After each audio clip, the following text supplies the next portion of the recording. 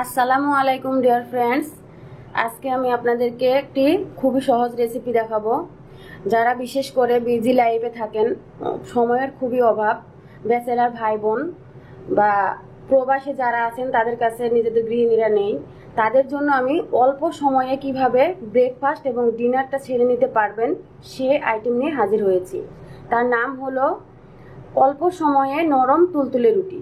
দেখা যাক আপনারা 2 থেকে 3 মিনিটের মধ্যে কিভাবে এই তুলতুলে রুটিটি তৈরি করতে পারবেন। রুটিটি তৈরি করার জন্য আমি নিয়ে নিয়েছি আটা 1 কাপ, পানি পরিমাণ মতো দিয়ে দেব, আর লাগবে 1 চিমটি লবণ। তো এর পুরো প্রস্তুত প্রণালীতে এখন আমি চলে যাচ্ছি। আমি প্রথমে একটা বড় সাইজের বোলের মধ্যে আটাগুলোকে ঢেলে নিচ্ছি। এর মধ্যে দিয়ে দেব 1 চিমটি লবণ। এবারে অল্প অল্প পানি অ্যাড করে আমি একটা ব্যাটার তৈরি করব। এমনি সাধারণ আমরা যখন রুটি বেলে তৈরি করি তখন ব্যাটারটা আমাদের ডো তৈরি করি আমরা একটু শক্ত, কিন্তু এই তুলতুলে রুটিটি তৈরি করার জন্য প্রথমেই ব্যাটারের দরকার। আমি ব্যাটারটা তৈরি করে নিচ্ছি।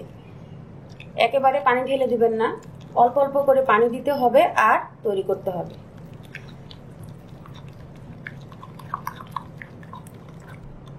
ব্যাটারটা তৈরি করে নিয়েছি, একদম সোজা, এটা কোনো কঠিন কিছু নয়।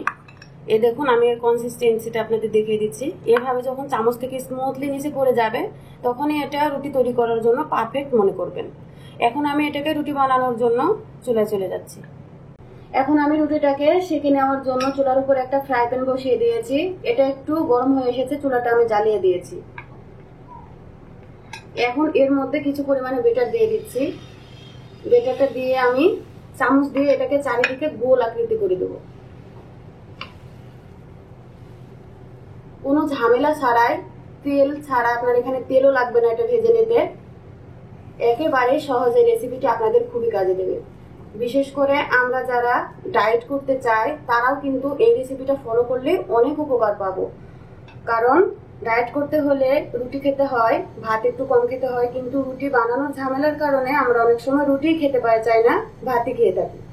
তারা এই রেসিপিটা ফলো করবেন এবং প্রত্যেক দিন 2 বেলা ইনশাআল্লাহ এই তুলতুলে রুটিটা খেতে পারবেন কোনো ঝামেলা ছাড়া। যদি ঝামেলা ছাড়া এটা করতে পারেন, উপকার হয়, তাহলে প্লিজ আমার চ্যানেলটি সাবস্ক্রাইব করবেন। রুটির কালারটা চেঞ্জ হয়ে এসেছে, এখন আমি এটাকে উল্টিয়ে দিয়ে অপর পিঠটা ভালোভাবে সেঁকে নেব।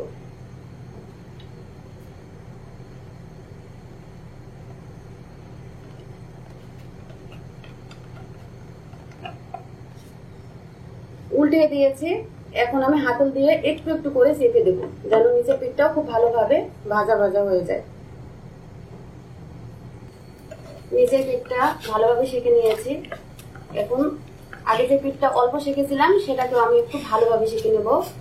আর হাতল দিয়ে আপনারা একটু চেপে চেপে দিবেন, তাহলে ভিতরেও সিদ্ধ ভাজা ভাজা হয়ে যাবে, কোনো কাঁচা থাকার সম্ভাবনা থাকবে না, আর একটু ফুলে ফুলে উঠবে, দেখতেও খুবই লোভনীয় লাগবে।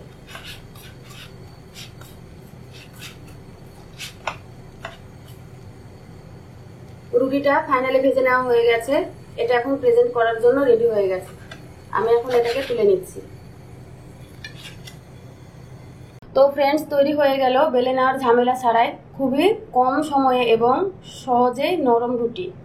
আপনারা অবশ্যই বাসায় ট্রাই করবেন। আশা করি এখন থেকে প্রত্যেক দিনই আপনারা ব্রেকফাস্ট এবং ডিনারে এই রুটিটি তৈরি করে খেতে পারবেন এবং অনেক উপকার পাবেন।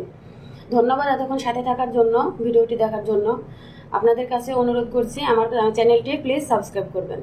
ফ্রেন্ডস এবং ফ্যামিলিদের কাছে এটা শেয়ার করবেন যেন তারাও এই সহজ রেসিপিটা তৈরি করে উপকার পায়।